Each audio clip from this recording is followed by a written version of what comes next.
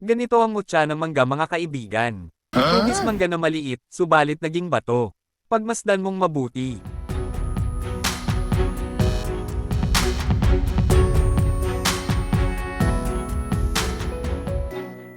Makukuha nyo ito sa mga lugar na maraming puno ng mangga, ganun din sa mga ilog o sapa sapagkat kapag umuulan, nagkakaroon ng baha at soil erosion at sama-sama ang mga bato sa agos ng tubig papunta sa mga ilog hanggang sa karagatan. Bibihira o kukunti lang ang mutya ng mangga mga kaibigan, kaya kapag may nakita kang ganito, kunin mo, iyon kung gusto mo lang naman. Alam nyo ba na ang mutya ng mangga ay may hatid na swerte sa taong nagtatangen sa kanya, at isa na doon ang lakas ng charisma sa mga taong nasa paligid mo?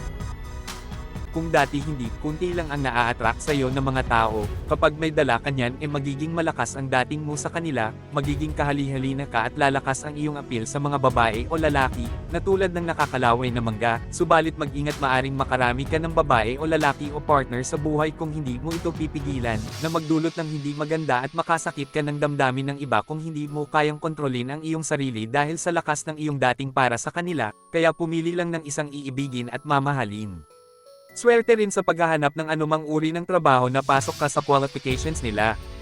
Remember, maraming job hiring na maraming qualified subalit, iilan lang ang nabibigyan ng pagkakataon na makapagtrabaho sa kumpanya nila.